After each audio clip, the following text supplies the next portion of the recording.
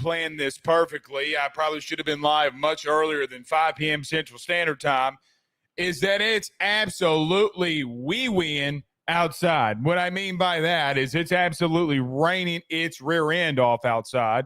So we're going to try to make sure that we make it through this episode. If for whatever reason we get cut off, we'll try to be here and kind of remake it back up tonight, because we do have a lot that we have to get into. I wonder if there's anything that you want me to get into here tonight. But I do need to start off the show by saying this to the fan base, or particular parts of the fan base. I'm sorry. I'm sorry that I made you mad last night. I'm sorry that some of you are upset with me for saying that a good game is not 3 turnovers, which you think that that is me hating on somebody. I'm sorry that you think that me telling you the facts about your rush defense made you so mad that you thought that you could send personal attacks to not only me but others. I am sorry that you feel like that I hate this place. I'm sorry that you feel that way. You know, I don't want to be cocky and arrogant, but we were the first ones pretty much in like individual media sourcing, which I'm sure we'll get to some independent media sourcing today. Guys, it is my job, at least I feel like it is my job, to tell you the truth. I don't think personally, whether you can label me a hater, you can label me a fake LSU fan, I think was what I was called yesterday. You can call me a negative tiger or whatever, nega-tiger, whatever you call me. You can call me all of these things. It is completely okay with me. Whatever. Do what you got to do. But for all of you that thought, like after the show last night, that it was okay to come after me or come after anything that we were talking about in reference to last night's show with Carter Bryant, I'm sorry that you feel that way. I got a question. Can any of you explain to me why you think, and I'm going to ask you an open-ended question. Can you explain to me why me saying that a guy having 3 turnovers in a game is not a good game? Please explain it to me. Do it in the chat. Do it in the comments if we ever clip this. Please explain to me how that is. I need someone to explain to me why y'all are upset, or some of you are upset, that me saying 257.88 yards per SEC loss is like, oh, not okay. A lot of you last night saying I was too negative. Let me just say it like this. There is being realistic, and then there's being negative. It is of my opinion that I am on the side of being realistic. You can't argue with you having 8 SEC losses, and in those SEC losses, that in the last 3 seasons, teams are averaging over 250 yards on you. On the ground. That's not me being negative. That is being realistic. So when your defensive line coach, who you were paying $1.25 million for, that you spent a shitload of money to go and buy out of his contract so that he would leave Texas to come here, and then, quite frankly, you did not put the cash up to go get him the guys a year ago this spring, to go get him a better room. When that ultimately happened, you now find yourself back in this one of the same situations that not only you found yourself in last year, but that you found yourself in 2 years ago and 3 years ago, when Jamar Cain would pick up and leave and go into the NFL.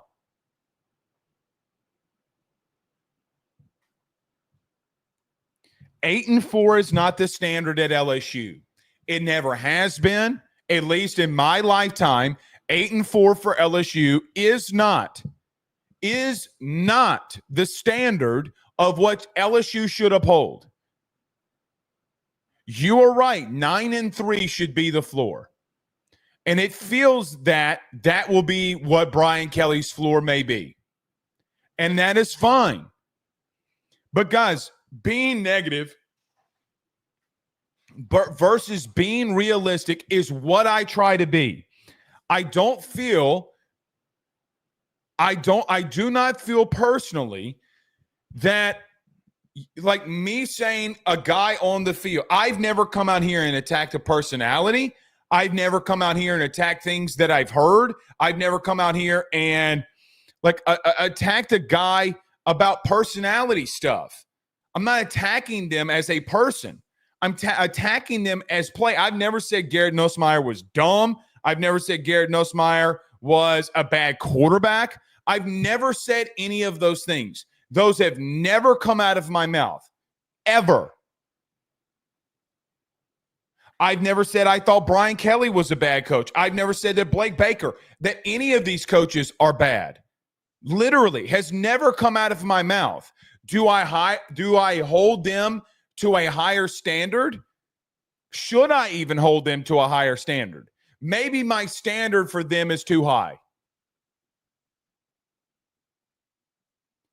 But my goodness, guys, we have done 1,112 episodes. We mark every single live show off, every one of them. And I don't think, I really do not believe that I have seen the fan base turn on me. There have been some moments, but turn on my opinion in reference to what the actual reality is. I'm not mad at you for it. I'm sorry that you can't see it is what I would say. I'm sorry that that the discussion last night of me saying that a good game by a quarterback, or a great game by a quarterback is when you have 3 turnovers in no form or fashion is that great. You can have great moments. It's not a great game. There is one thing, as long as AYS is alive and Blake Ruffino is behind the microphone, there is one thing that you're going to get from me. You're going to get the 100% real, the way that I see it. You may not agree with my thought or opinion. That is okay. But when we look at the games, whether it be football, baseball, basketball, hell, even LSU's getting a hockey club, regardless of what you and I break down, you and I can disagree on certain things. I am very passionate in my disagreement. If you've never watched Ruffino and Joe show, I highly suggest that you go and do that. It is a very spirited debate, a lot. But my God's honest opinion will be on these shows, and I will give you everything that I've got personally. But my goodness to gracious, man. The DMs that were received last night, Jesus, Mary and Joseph. Never seen it in my life. I see a comment here from Clyde. Where is everybody watching from tonight? But Clyde says, I'm not mad. Everything you said last fall after camp played out exactly how you said it was during the season in every area. Well, I appreciate that, Clyde. There are things that LSU has got to do to be better. There are things that LSU has got to do from a player perspective, a coaching perspective. They got to do on the football field to be better. Guys, you were not good in your front 7 a year ago. Were you better? Sure. Were you good? No. You were not good. You were middle of the pack. You were average. Guys, you literally were in the middle out of 160 or 134 teams. You were in the dead middle in a lot of these areas. You weren't good. You were average. And quite frankly, that is not the standard to which I hold you up to. Can you have up and down years? Sure, that's going to happen. When you replace a Heisman Trophy winning quarterback and it's a first-time starter, you should expect bumps in the road. No one is excusing. I'm not saying that there shouldn't be bumps in the road at all. Now our lights just flickered. Am I still on here? Oh, shit. I think I'm still on here. I think we got like 10 more minutes and then we'll be clear.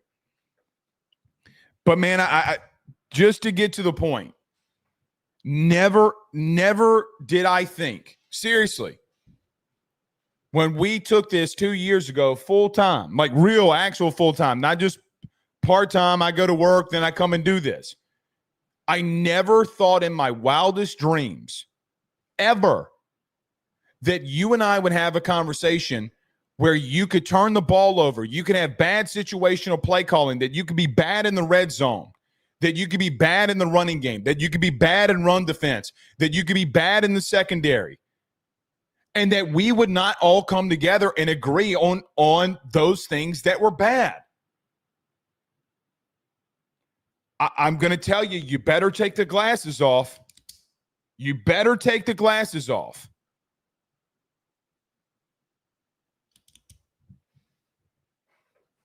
It does not make me, I'll say it like this. We're going to talk about the defensive line coach and the search and everything that's going on with it after the break. It does not make me feel comfortable that you have this situation going on. I'm not comfortable with it. I'm not comfortable that you got to go through this during spring when you need to work on development. I'm not happy that you probably got to promote an analyst that probably is going to be a little bit overwhelmed, or give a whole room of 16 people to Kevin Peoples. Why should I?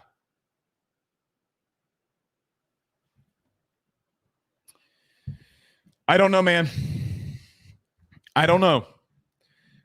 But it is very interesting to me. All right. Let's get to a couple of these comments.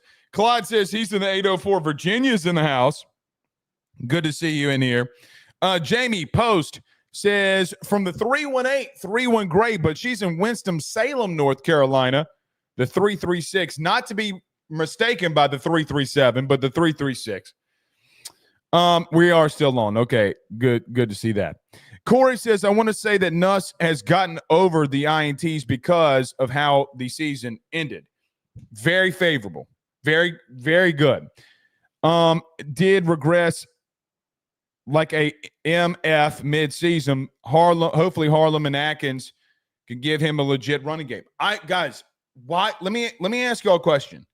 Do you really think that I don't want him going off? Like, is the thought in your mind, yes, Blake does not want Garrett Nussmeier to be a Heisman Trophy contending quarterback? Do you really believe that? Do you really believe that? Now, we'll start pulling receipts on what we talk about with quarterback play if you want to go ahead and do it. You were warned about it last year. I think he's going to be a lot better for what it's worth. But I think that we got to look at the actual reality of what happened. 3 turnovers in a game is not a great football game. That in and of itself. I question it, man. I question it. And look, I love to debate with Carter. We can disagree on things. Me and Carter are still going to be really very close friends. But I am not going to come out here and not keep it real with you. Let me tell you what I used to do. This is in the early part of my career. I would have a thought on something. And I'd be like, you know what, man? That is I would have an idea of things that I see, and I'd come out here and I would sugarcoat it. Oh, man, yeah, we're going to be great. We're going to do this. We're going to do that. We're going to be this. We're going to be that. Just to, not to be negative all the time. And it wasn't real.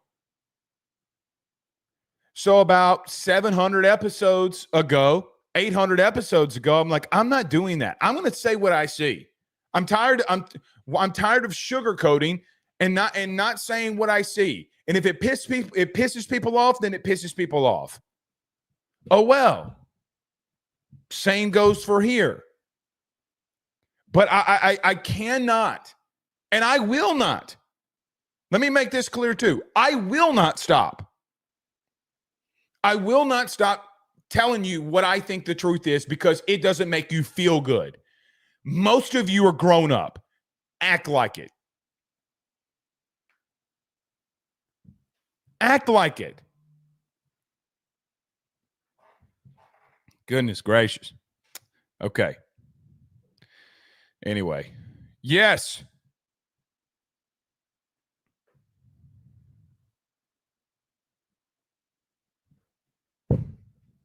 I hope it happens. There are not things. And by the way, South Carolina game, you did have a run game. It was the Kane Durham bust-out game. I mean, like, come on, man. Come on. Nobody wants to see this kid fail. No one. No one. By the way, just throwing this out there, because in 2 weeks, we're going to do our top quarterbacks in the country. Just throwing this out there. You know who my number one is? Just throwing this out there to everybody. You know who my number one quarterback in the country is right now? It's Garrett Nussmeier. Because I do have faith he's going to turn it around. But when we talk about individualized games and individualized stuff, we're not going to hold back here. To anybody that wants to do a podcast, don't be like me. I wish I had somebody to mold me and tell me, be real all the time. Anyway, let's get moving here. All right, we're going to break down this defensive line coaching search. We'll talk about it. I think it's a big topic. By the way, spring is here. Guys, they'll start on Saturday. We'll be out there a little bit less than a week from today. Some other things that we need to talk about there. I'm assuming, unless, I haven't seen it yet. I've been kind of worried all day that LSU was going to cancel the game, but it looks like the rain has made it out of Baton Rouge. So, looks like we got a game at 6:30. So we'll break down LSU and North Dakota State. Double midweek games here with NDSU. Tuesday and tomorrow. So that's going to be fun. We'll break that down. And as we do most Tuesdays and Thursdays, hashtag Ask Blake, thoughts, questions, concerns. All right. Guys, every episode is brought to you by our good friends over at Service Hawk Digital Media. Starting tomorrow, we'll be running their ad and commercials. Grateful for our good guys and good friends over at Service Hawk Digital Media. Guys, I'm telling you, if you need referrals, you run a business, you're a part of running a website, you need to get over to Service Hawk Digital Media. I have been in the media game a while. I'm telling you, these guys, number one, know their stuff. They can get you the referrals, HVAC, electrical work, generator work. They do it all. They can get you those leads and referrals that you're looking for. I'm telling you, we have partnered up with them because they are the best. Service Hawk Digital Media, where they soar above the competition. Everybody do us a favor by hitting the like and share. Share to all those groups if you're on Facebook and to all those social media pages. You're watching us, listening to us on YouTube. Like, subscribe, notification bell wherever you listen to podcasts. Rate, review, and subscribe. Come back, talk D-line, spring football, talk a little, and preview a little of LSU NDSU. Let me get to this break. See you on the other side. Stay with us. BetOnline is the fastest and easiest way for you to wager on all of your favorite sports, contests, events, with the first-to-market odds and lines. Find reviews for all the news for each league, including Major League Baseball, NFL, NBA, NHL, combat sports, college sports, esports, and even golf. BetOnline continues to be the top online resource for all of your sports information for live in-game betting, props, and futures. Head on over to BetOnline today and use your mobile device to join and make your first sports bet. Use our promo code BELIEVE50, that's BELIEVE50, BLEAV 50, to receive your 50% off welcome bonus on your first deposit. That's betonline.ag, betonline.ag. He will sell your house and find you a new. Well, Tyler's the man, he's here for you. If you want to buy or sell, well, it's not too late. Dial 955-0008. Just call 955-0008. Y'all call Tyler, he'll shoot you straight. Guys, I want to talk to you about our good friends over the Drake Williams Law Firm and Drake Title Company. Are you facing tough times due to an injury from a car accident, navigating the complexities of divorce, or purchasing a new home? At the Drake Williams Law Firm and Drake Title Company, they understand the challenges you're going through, and they are here to help. The lawyer team of Ernie Drake III, Ryan J. Williams, and Summer Vignair, along with Morgan Daniels, have the experience and proven track record to give you that peace of mind. Give them a call today at 985-386-7600. That's 985-386-7600 to schedule a free consultation at their brand new office located in historic downtown Ponchatoula. They're also doing a special, the AYS special. If you're refinancing or closing on a home in Southeast Louisiana, request the Drake Title Company to handle your closing. If you mention Blake Ruffino and AYS, you're going to receive a $400 discount on title fees. Again, give them a call at 985-386-7600. Let them know that Blake Ruffino sent you on by. We're back.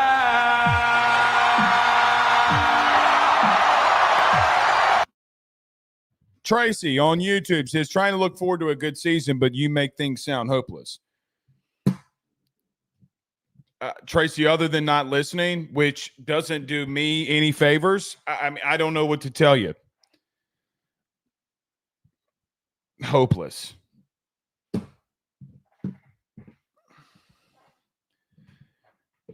Again, it's about your feelings. If you don't want to hear truth, or because it's the truth, then I started off this show today asking the question, is it a great game when you have 3 turnovers in that game? I ask you. I ask you another one.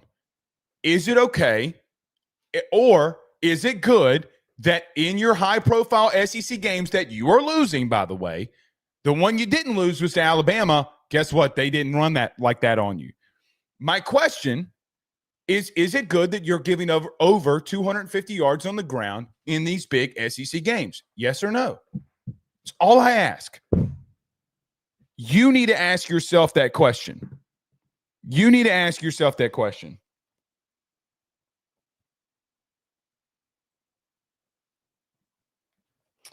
Well, them winds picking up out there. I can't even whistle. Normally when it's whistling like that, you know what it means. It's a tornado. I don't like that. I don't like that. Looks like we're through it though. All right. Defensive line search. So LSU starts off spring football on Saturday. We'll be out there, at least I believe we'll be out there this upcoming Monday. So listen, we didn't get a lot of time to really talk about it. We talked a little bit about Gerald Chapman. And now that we have you and I here to discuss it more at length, let's get into that. It was reported over the weekend that Gerald Chapman was going to stay at Florida. Last Thursday, you and I talked about Gerald Chapman. My feelings on that was menza, as the Italians would say. Menza, menza. Menza, menza means, I don't know. I don't think that's going to work or going to happen. Gerald Chapman did not, for what it's worth, get the recognition that maybe he should have deserved in the very beginning of this when he was at LSU when Jamar Cain left. His resume, for what it's worth, at that time was not a massive one. I do think at the time when Gerald Chapman was at LSU and Jamar Cain left and he filled in for you during the time that Jamar Cain left that spring before you would hire Jimmy Lindsey. I think if Brian Kelly would have hired Gerald Chapman, a lot of you around here would have called that a lazy hire. I do think that would have been the conclusion by the fan base. You can correct me if I'm wrong, but I do agree with the notion that would have been a lazy hire if BK would have done that. The problem now, and looking back at it, is that Bo Davis leaves, and now you want to go back and get Gerald Chapman, and he tells you no. It's not that it's a bad look. I don't think that it's a bad look. You're just not in a favorable situation. And what's going to make this hire probably a little bit more difficult than maybe we would have thought it would be. For what it's worth in history, replacing coaches a week before spring is normally not an easy thing to do.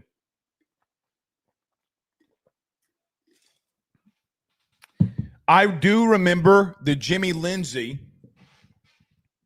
hire, but how it went down. Now, LSU had a couple of things against him. I do think that the defensive line community scratched their head when Jamar Cain left abruptly and then had questions about the leadership on the defensive side of things with Matt House. But I also remember it being very difficult, regardless of what Jamar Cain did or did not say. In reference to Gerald Chapman, they had a hell of a season at Florida. The way that they finished the season, which you should remember, guys, it wasn't just against you that they really performed. Now, Caleb Banks, the interior defensive tackle, was more than likely the big thing that you could hang the hat on Gerald Chapman. Listen, for what it's worth, I put him as a watch-out player on our national show, but I put him out there because of the way that he finished the season and how really good he was in the run game and getting after the passer. Do I think it's an absolutely outright massive miss that you missed on Gerald Chapman? No, I do not. I still don't think that that is the case. I still think that they both, Florida and Billy Napier and Gerald Chapman, have some things to prove. Do I think that Gerald Chapman is going to be a very good defensive line coach? Actually, yes, I do. But now you're turning into a different direction. I'm not even going to say this next thing, but here's what I'd say. I do think that LSU, for what it's worth, will try to go after guys that they have some form of connection with. With that being said, the thought as of right now that Blake Baker and Kevin Peoples reconnecting with a former colleague, I do not believe at this exact moment, that that is going to happen. That being with Al Davis at Missouri. Could things change? Are things constantly changing in the coaching search? 100%. I from some things that I gather, as of right now, could change in 30 minutes. As of right now, I have not heard that to be the case, and for that to be maybe a little premature. With that being said, this is the ultimate truth, the way that I see it. The way that I see it is pretty simple for what LSU has got to do at the defensive line position. You got to find a way contractually and the right guy to come in here and finally fix the interior of your defensive line. Bo Davis, at the time that you hired him, was a considered home run hire.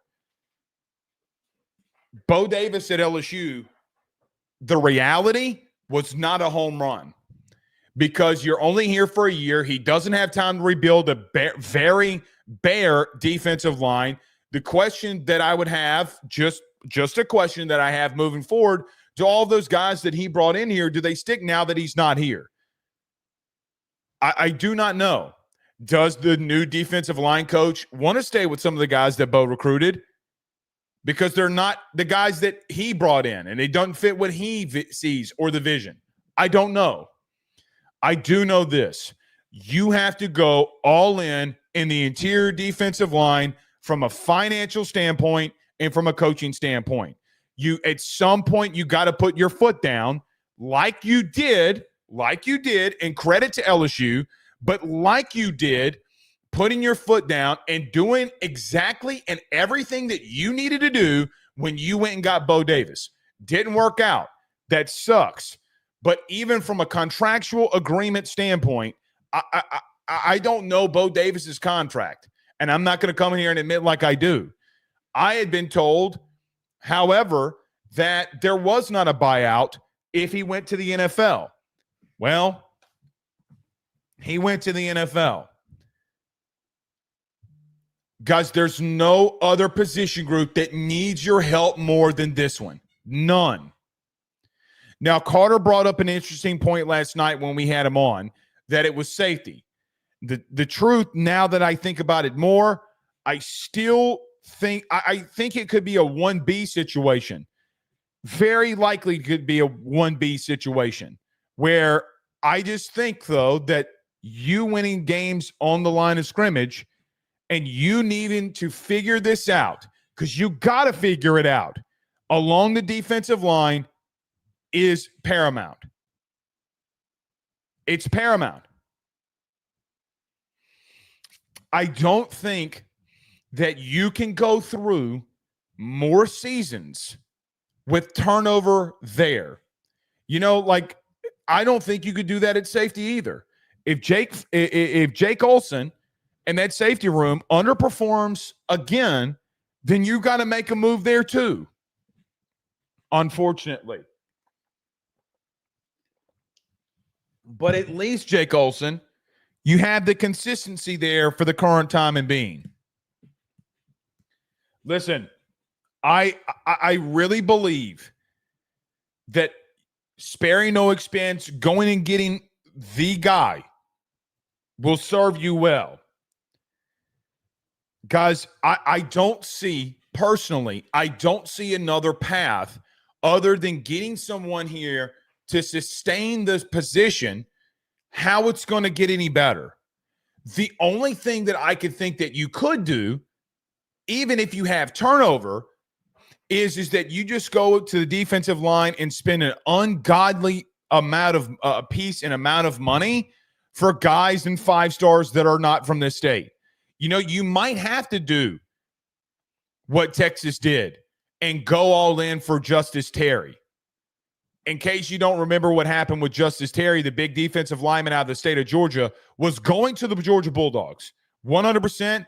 Even came out in an article to On 3 saying, I'm a Georgia Bulldog. The truth is that I made a business move because Texas was giving me a bigger deal and more money. Okay, I respect the shit out of that. I respect the shit out of Justice Terry for saying what he did.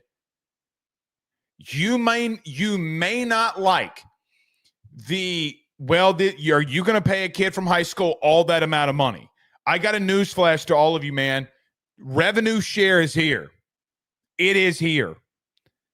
And majority of these kids are young men, is what we should call them, are going to be making more money than you. Most of them make more money than you now. You are in a full-blown business. I know that you have 2 really good defensive linemen in your state, Lamar Brown, Behrman. You got to get them. You have to get at minimum one of them, but you have to get these defensive linemen. They got to be developed. Because, guys, I could go through the playoff from this past year. I could look at Georgia. I could look at Texas. I could look at Notre Dame. I could look at Ohio State. I can look at Penn State. I could look at all of them. Indiana. Guys, Indiana was top 10 in run defense. Indiana. Top 10 in run defense. The highlight of the draft, I might add, for the defensive lineman, the guy that performed that everybody's like, where in the hell did this guy come from, was CJ West, a guy that you offered, who, by the way, took home all Big Ten honors coming out of a small school and wrecked shop during Ohio State, goes to the combine, and everybody's like, who in the hell is CJ West? Goes to Indiana over LSU. Yes. Goes to Indiana over LSU, and it backfires on you.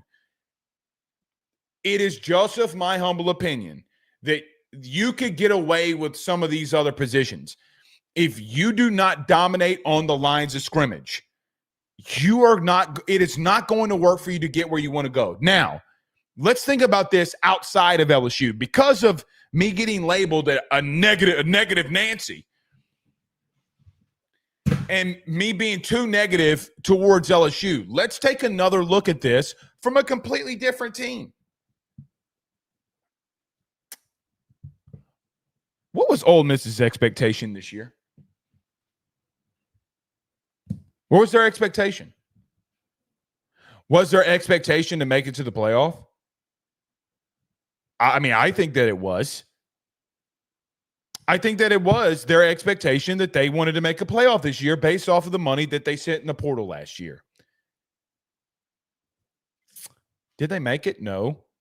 Well, why didn't they make it? Well, Blake, I'm so glad you asked, because they spent all of their money on the defensive line. They were number one in the country in run defense. They were number one in the country in sacks.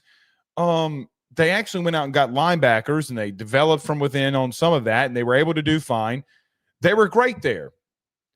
Actually, they were the best in the country along their front seven in run defense and getting after the passer. Sounds great. Well, what happened? They neglected the offensive line.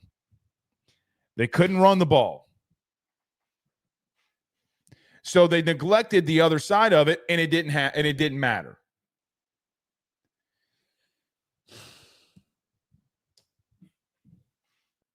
They had a massive issue, and they put their foot down. When you go and neglect, I'm not even going to say neglect, because LSU's not neglecting the defensive line, but Ole Miss did neglect their offensive line, and that's just a fact. When you do not change things in a drastic manner in that interior, I don't know what else you should expect. I really do not. It doesn't have your linebacker play out, your safety play out, none of it. But going into year 4, you have to show that you can be better. You got to nail this one, man. You got to nail this hire. You got to nail it. Consistency and recruiting are my two big things. My two big things. I want somebody that can recruit at a very high level and that you give the money backing to go and get some of these premier guys in the 2026 recruiting class. Because, guys, I'd go out there and make a statement. I'd go out there and make a statement and not make a statement for one-year rentals. Bring in somebody that's extremely talented that can coach the defensive line. Give them a massive buyout. Give them fully guaranteed. Make them the highest paid position coach if you need to. I just don't think that you can survive not having this situation. It is easy for me to sit behind this microphone, very easy for me to sit behind this microphone and say what I'm saying, because I don't know the budgetary concerns. I'm sure there's got to be a lot of budgetary concerns because you're about to go into revenue share. I get all of that. But my goodness, I don't see a path to sustainability until you start fixing that room. Don McKinley, Sadir Mitchell, all of these young freshmen that came in, we all need to pray in the name of Jesus Christ our Lord. We need to pray that on this day of March the 4th, 2025, the year of our Lord 2025, we need to pray to sweet Bayou, Martyr Gras loving baby Jesus. Will you allow us to be great along the interior defensive line? Please, dear Lord. Please, sweet Jesus.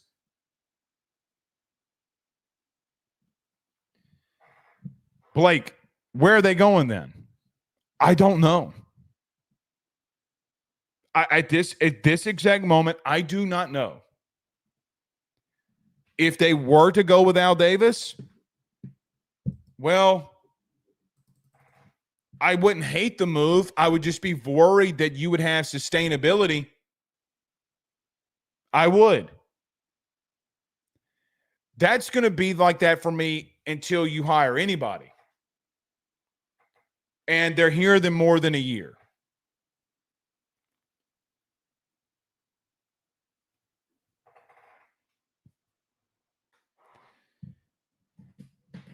I'm worried, man. I am worried. I am worried that the position just won't be fixed because I think this is a multi-year build. You got to look. Sadir Mitchell has got more leverage than anybody on this team. By the way, he could go in the AD's office or Austin Thomas's office, and I don't think I could say demand anything, but he can go in there and make more money because you need him. Don McKinley the same. But man, I'm going to tell you, they got to nail this one, and I don't know where they're going. I don't think it's out. I don't think it's out at the current moment. Again, can change. Doesn't make sense. By the way, Al Davis was on his social media posting and was at their spring practice today. I found out. They started spring practice, or they're about to start spring practice, or they reported he's there. So we'll see. We 1000% should see. But I don't know where they're going to go. I've thought about a lot of this with Kevin Peoples taking over the whole defensive line. Guys, I just do not like it. I feel if you do, then you need to go get him 2 analysts that he trusts and that he likes, that he can bring in here, and you just go at it by committee. Would it be an outright bad thing from a film study standpoint? Probably not. Probably not. I hope all of them are in the same room anyway. I think they need to do that with the DBs. I think, quite frankly, if you want to individualize them when it comes to drills or individual, like breaking down a film, fine. But there's got to be a section where they all come together and know, and everybody be on the same wavelength. Communication has been a big problem for you too.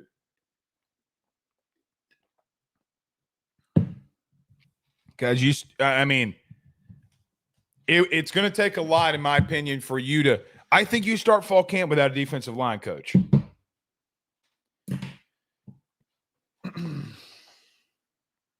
I don't like that at all. I don't like it at all. All right. Let's get to some comments here. Dorian says, what about Kyle Williams?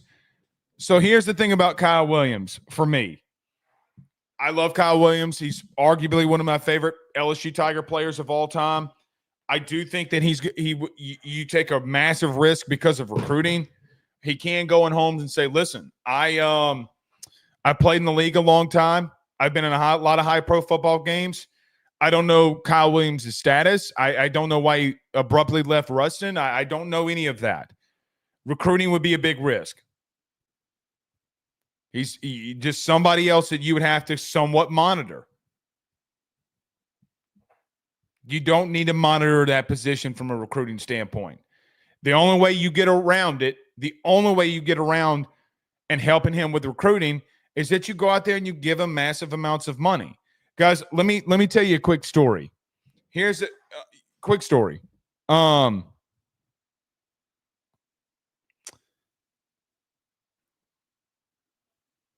best recruiter right now in the country, a lot of people think, is Brian Hartline, the wide receivers offensive coordinator at Ohio State. Guys, you know how much money they put in their wide receiver room? More than any other position besides defensive line. Receivers, defensive lines, where they spend the most money. So we'll see. I saw that from Dorian. Let's get to a couple more. Oh, Reddit. Reddit is saying that Al Davis has been hired, just hasn't been announced. Missouri Pages are saying he's gone, Blake. I don't know about that. I don't know about that. If they are, we'll see. I don't think it's over yet in reference to Al Davis. So, but again, can all change in 30 minutes. Corey says, if not Al Davis, let's go after the South Carolina defensive line coach. Go after anybody that's really changed some things. Kelly Creations, DK on YouTube says it came through BR fast, but it seems like we'll be good to go for some baseball. Yeah. Think so too. Jerry says, Blake suggests that turnovers are bad and controlling the line of scrimmage is crucial and folks melt down. Yeah, Jerry, I don't listen. I really don't understand it, Jerry. I really don't understand that. And again, I don't see any comments flowing in here. Like, guys, there's 592 of you in here right now. 592. Okay. So I'm asking 592 people live right now. I mean, I could take a picture if we need to. 592. I asked you all a question when we started the show. I asked you, what is wrong with me saying it's not a great game to have 3 turnovers? or allowed 257 rushing yards. None of you of the 593, none of you came in here and told me. None of you.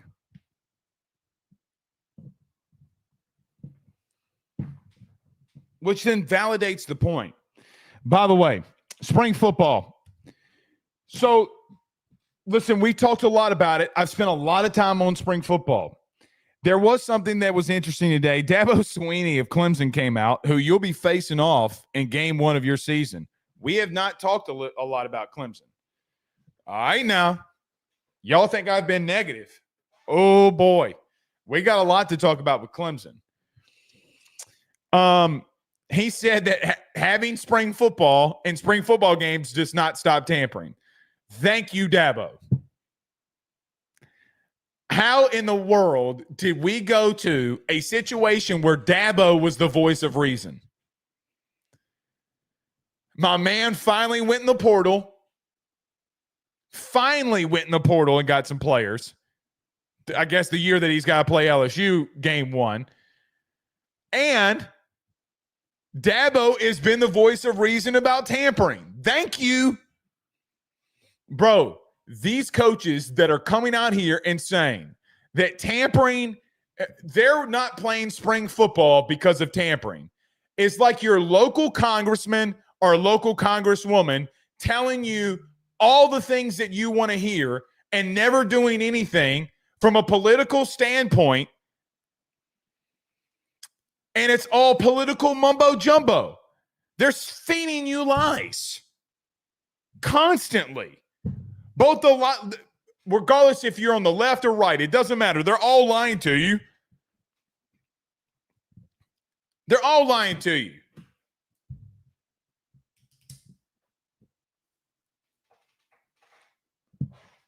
It's crazy to me. In reference to Dabo saying that, I know you're going to kind of modify. Brian Kelly announced that we're going to be modifying our spring game. Fine, whatever. The development in college football has been going downhill. It's been getting worse every year. I'm intrigued. Look, again, I mean, if you just want to talk about LSU specifically, I think there are just more questions that I have than anything. I have so many questions. And you know what could be interesting? The questions here's the great thing. The great thing about spring football for people like us, the great thing about spring football, and from a fan engagement standpoint, teams like LSU, teams like Ole Miss, teams that may have not gone in the portal heavy, but you got a team like Michigan who got a brand new 5-star number 1 overall player quarterback. Does he see any action? What does he look like in that uniform? What does he look like running an offense during a spring game? What it does is it gives us the answers that we're all been looking for. The one thing that I do think that the NFL gets wrong is that the NFL only goes through these mini camps. Oh, this guy looked good in pads. Okay. I mean, are you doing 7-on-7? Well, no, not really. Okay. Well, did we see anything? I mean, some stuff. They kind of did some 7-on-7, I guess. Okay. So did we see the line of scrimmages going up against one another? Well, no. Oh, okay. What was the formation of the offensive line? How did they look running the football? That in and of itself is fantastic for college football. Imagine the questions that you can start getting answered on Monday. You will start getting questions on Monday. Hey, there's a lot of new guys in the secondary. Was Ashton Stamp starting in the secondary at a boundary corner? Was it DJ Pickett and Mansour Delane? When's Brian Kelly going to post any depth chart? Or is he going to post a depth chart? I don't know. What is the depth chart? Damn, you know who looked good out there? Josh Thompson. Hey, man. Josh Thompson. Okay. Could you imagine the possibilities? I am so happy, man, that we start getting some of these answers because I got so many questions. Okay.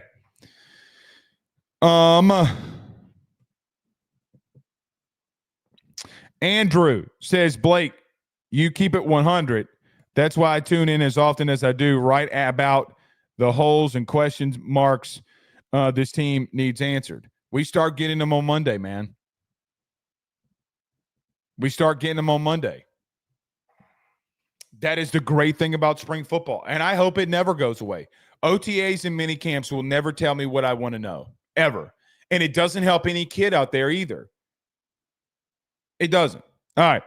Let me get to a quick break. When we come back, we'll preview a little bit of this baseball game as well. Stay with us.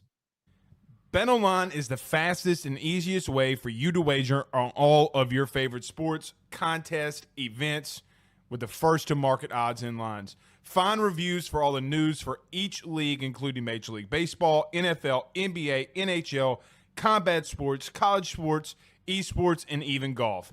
BetOnline continues to be the top online resource for all of your sports information for live in-game betting, props, and futures. Head on over to BetOnline today and use your mobile device to join and make your first sports bet. Use our promo code BELIEVE50, that's BELIEVE50, BLEAV 50, to receive your 50% off welcome bonus on your first deposit. That's betonline.ag, betonline.ag. Guys, I want to talk to you about our good friends over the Drake Williams Law Firm and Drake Title Company. Are you facing tough times due to an injury from a car accident, navigating the complexities of divorce, or purchasing a new home? At the Drake Williams Law Firm and Drake Title Company, they understand the challenges you're going through, and they are here to help. The lawyer team of Ernie Drake III, Ryan J. Williams, and Summer Vignair, along with Morgan Daniels, have the experience and proven track record to give you that peace of mind. Give them a call today at 985-386-7600. That's 985-386-7600 to schedule a free consultation at their brand new office located in historic downtown Ponchatoula. They're also doing a special, the AYS special. If you're refinancing or closing on a home in Southeast Louisiana, request the Drake Title Company to handle your closing. If you mention Blake Ruffino and AYS, you're going to receive a $400 discount on title fees. Again, give them a call at 985-386-7600. Let them know that Blake Ruffino sent you on by. Guys, you might know my good friend Carol Falls and all the great service that he provides over at State Farm. He is your good neighbor after all. But did you know State Farm has surprisingly great rates as well? Along with the great neighbor service, State Farm agent Carol Falls has surprisingly great rates for everyone inside the state of Louisiana. So call him today at 985-395-4300, 985-395-4300 for all of those surprisingly great rates on auto, home, and life insurance needs. Like a good neighbor, State Farm is there, and individual premiums will vary by customer. All applicants subject to the State Farm underwriting requirements.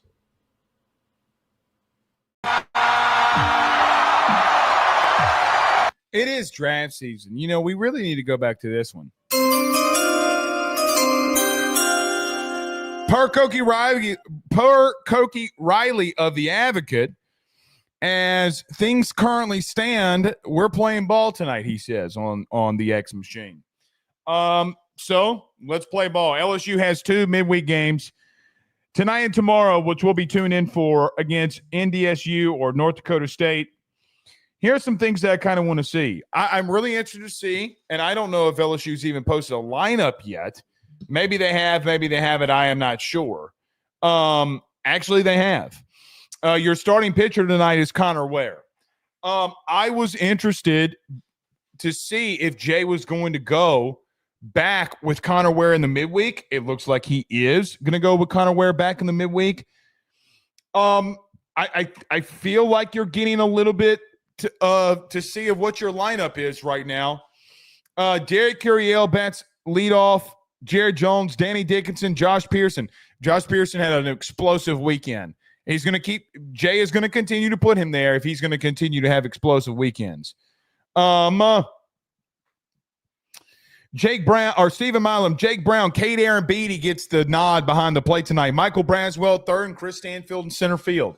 Guys, you're not making a lot of changes, really. I mean, you pretty much know where guys are going to stand right now. Let's see if Josh Pearson continues to stay hot. I'm sure that he will. You're starting to get a little balance. Question that I'd have to start garnering as of tonight and the weekend. Look, man, Brazzy's got to pick it up now. Brazzy's got to pick it up. I have confidence that he will. But you got to find out who's going to start at third base for you. So we'll see. Going to be an interesting 2-game midweek. You are the number 1 team in the country, so now that means you cannot ever lose a midweek game. That's just the rules. Never can slip up. You got to run rule both times this week. Because if you don't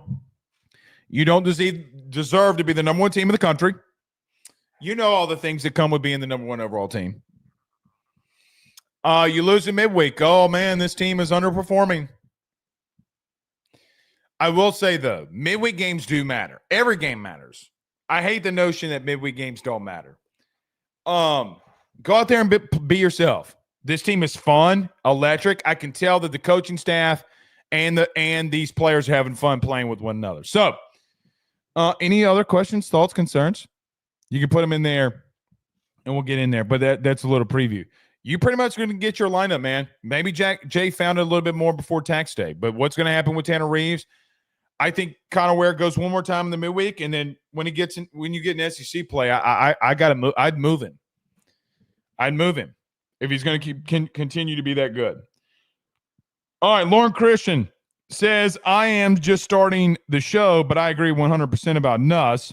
It's like you can't make a factual statement anymore without people jumping in, which is crazy. Yeah, and that's just the way that our culture is right now. Lauren, you know what I mean? Brad Speck says, okay, what people remember about games in the last moment? QBR rating for South Carolina was 76.8. How could anyone say that was a good game by a QB? I don't know. I don't know. I'm not a big QBR guy, Brad, for what it's worth. I never look at QBR, ever. Like, ever. To your point, though, it's not really a big stat for me is what I'm trying to say. I'd never look at it, good, bad, or indifferent. I'm never going to use QBR to make my point. I would just say that the turnover part is the big deal for me. That is why people get so upset with me. Me disagreeing with Carter and saying he didn't pick a team apart when he threw 3 picks or had 3 turnovers, it's just not true, guys. It's not true. I'm sorry that y'all get upset with me about it. I'm sorry. Really, I am. I'm sorry that you're pissed off by it. I mean, I really don't know what else to say to you. I really don't. So we'll see. All right. We'll see y'all tomorrow or maybe tonight. I don't know. Your boy's tired around here and it's Mardi Gras. But we definitely will do a post game tomorrow. See y'all tomorrow. Peace.